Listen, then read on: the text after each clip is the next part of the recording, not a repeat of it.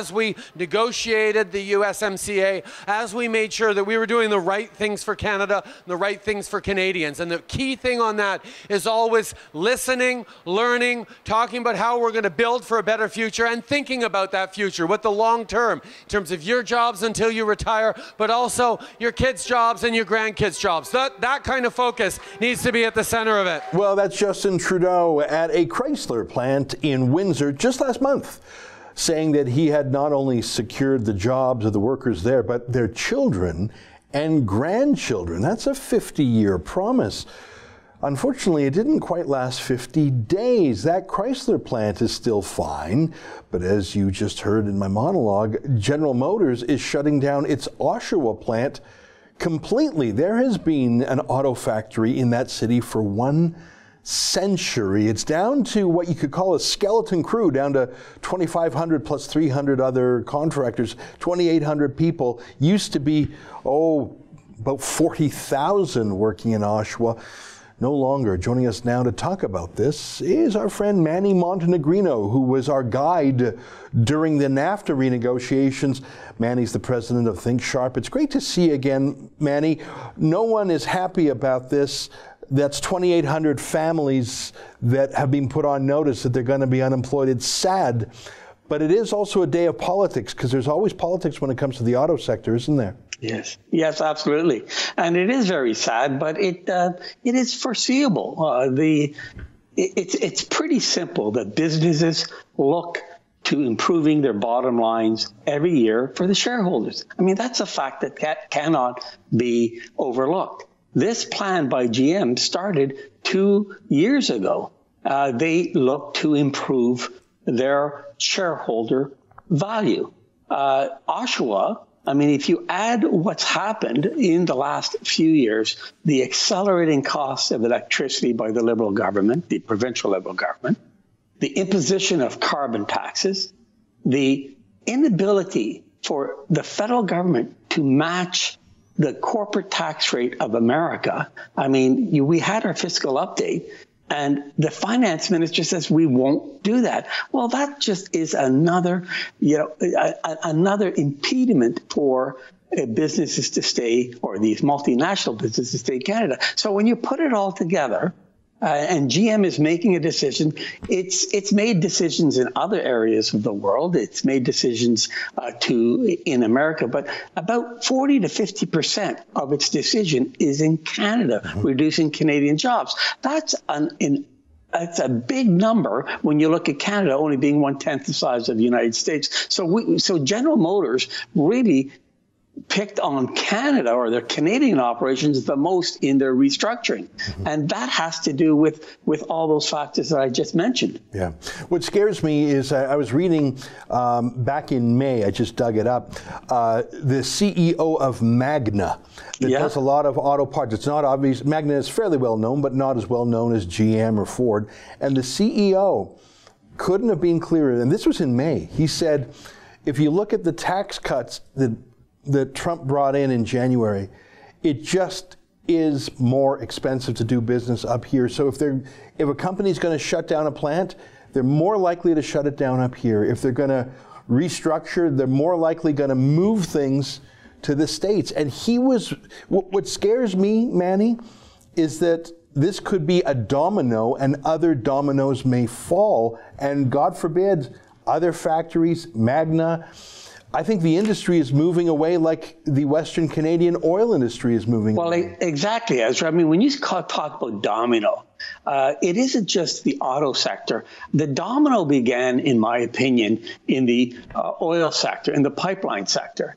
A great example is Trans Mountain Pipeline. There was an election in 2005, I believe it was, in BC, where there was opposition. The Prime Minister did absolutely nothing for a year and a bit, until he received a basic threat from Kinder Morgan, 30 days, and then acted by buying the pipeline, not putting in a clause, not putting in an appeal. This is telling the business community at large, we're really not open for business. So if you look at it, every aspect of it, if you look at the business confidence index in America versus Canada, America is up 30 to 40%. since Trump got elected, and we're down about the same amount, 20 or 30% in business confidence. So when you're looking at, I mean, humans are making decisions. They're around the board table. They're looking at the increasing taxes in Canada. They're looking at the carbon taxes. They're looking at the direction of the government.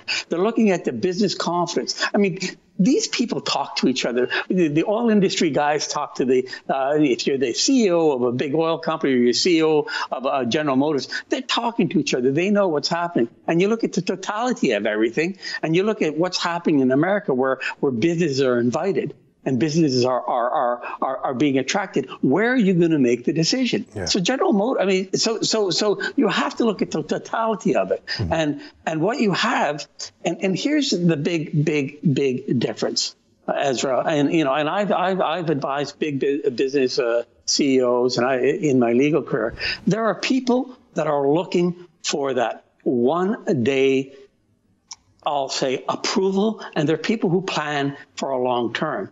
Our prime minister is simply, and there's too much evidence not to agree with this point, is simply looking for, how can I get through this 1 day, this media 1 day to look good? Yeah. Whereas down south, the president is thinking, how do I plan a 1-2 year plan to make sure businesses come here? Yeah. And his plans, by reducing taxes, by cutting regulation, by cutting burdensome carbon taxes or carbon regulations, this frees business. And of course, businesses are going to be attracted to there. Yeah. And in Canada, all this prime minister needs to do is, how do I get by this news day by saying something fluffy? What he said in your clip, we listen to business. Well, you clearly didn't listen to GM. They've been talking about this for 2 years.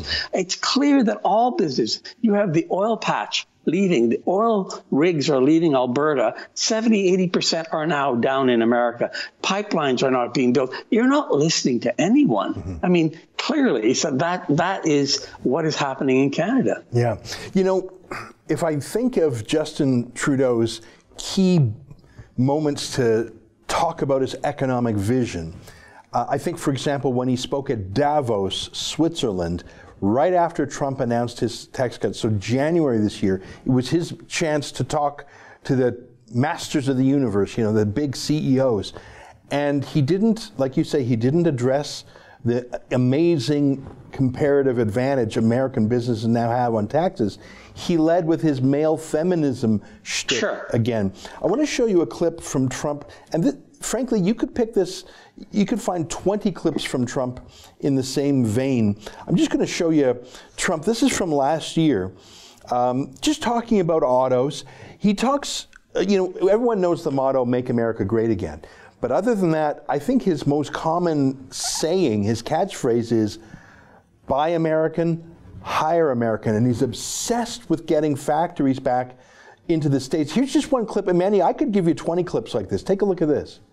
Already we're seeing jobs coming back. Since my election, Ford has announced 700 new jobs coming back to their plant in Flat Rock, Michigan. Fiat Chrysler has announced that they will create 2,000 new jobs in Michigan and Ohio.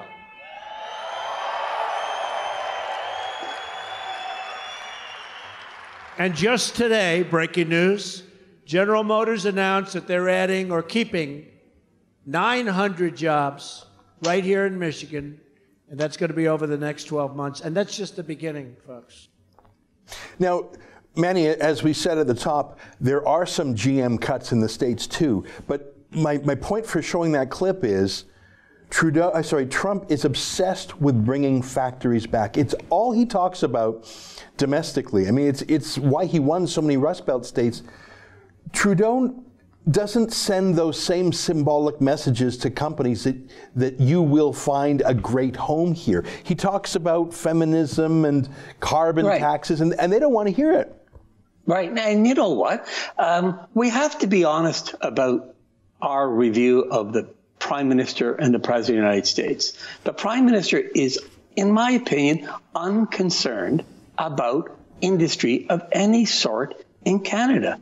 I mean, he will attend to it. He gets the photo ops. But his major concern, And it's clear in his beginning of his NAFTA discussions, which is a big trade deal, it was 5 virtue signaling clauses. Yeah. He's concerned about virtue signaling on every aspect, every tweet, every message, he's off. If you look at his tweet to going to Argentina, he talks about, getting women in the workforce. Like every tweet, his focus is that. And that's where his mind is. Yeah. The president's focus is on jobs, is on businesses, and that's why their GDP is so much stronger. That's why jobs are created so much more in America. And so that's what's happening. So the prime minister is getting exactly what he wants. Yeah. He wants that daily coverage that he's sitting there on virtue signaling clauses and really unconcerned. And we can talk about many industries. It is the oil industry. Bombardier, we gave a bunch of money and they've fired a lot of people. So it isn't just the auto sector. It is all general business malaise. If you're building something, if you're touching something with your hands, he's not interested. The prime minister is not interested in those jobs. Yeah. He's interested in those fancy jobs, not the kind of blue-collar job. Yeah. Whereas the president is interested in the blue-collar jobs, and those are what builds countries. Yeah. And by the way, a lot of those blue-collar jobs pay very well, I should add. Oh, yeah, right. I have one last question for you. When I was reading some more about this GM closure in Oshawa, it looks like they'll close down over the course of the next 12 months. So the families are getting the bad news now. They will really have 1 year to wind things down. That's enough to get Trudeau through his next election campaign. The plant, there will not be the images of the plant actually closing, I don't think. Do you think Trudeau's going to try and bargain with them and say, listen, I'll give you $1 billion, just keep it open a little more? Do you think he's going to try and give them more subsidies to keep them afloat? Or do you think he's just going to, commiserate with them in a photo op and just not talk about it? I think he's going to ignore it, and I think he can ignore it, because no media is sitting there, and I tried to do this. As you know, I'm retired and I'm going through a bunch of information. I tried to count the number of jobs near Ottawa. We had a couple major plants in our suburbs left to America.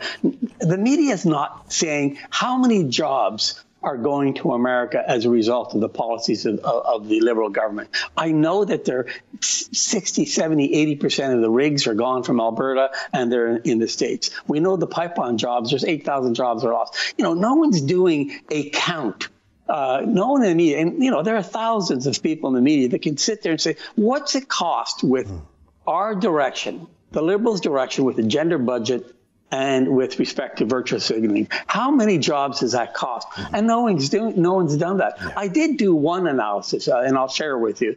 And it's called, the Prime Minister talks about how good the unemployment is, the unemployment rate in Canada. Well, that's a false figure. I never look at unemployment. I look at participation rate. Participation rate is a better number. It tells you, it's scientifically better number. It tells you how many people are working in the population of able-bodied people. Mm-hmm. And it doesn't mean, because the unemployment rate, once you're off UI, you're not counted, although you're able-bodied and willing to work. Our participation rate, since the Prime Minister has been in power, is down 0.5%, which is about 170,000 jobs. And we're adding many more immigrants. So the population is increasing and less people are working. Whereas in America, the participation rate is up. So that tells you what's really happening in the job market. We are not creating the jobs to sustain either immigration or normal growth in Canada. Yeah. Well, it's very sad. I mean, between the oil patch and the auto industry, those are two key industries in Canada, and I fear that we have yet to see the worst in either regard. But Ezra, we're going to have a booming journalism industry. It's going to be supported. Jobs are protected there, and that's at least that industry is somewhat protected.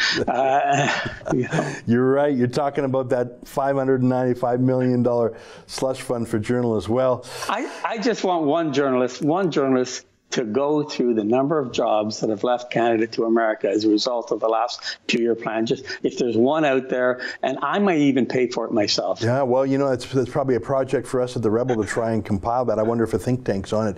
Manny, as always, it's great to catch up with you. Thanks for your sober-minded review of things. It's great to see you.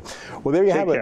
Our friend Manny Montenegrino, the head of Think Sharp, and he was one of our guides through the whole NAFTA renegotiation process. That's an excerpt from my daily show, the Ezra Levant Show, weekdays at 8 p.m. Eastern. Every day I do a monologue, interview a guest, and read my fan mail and my hate mail. To subscribe, go to therebel.media/shows.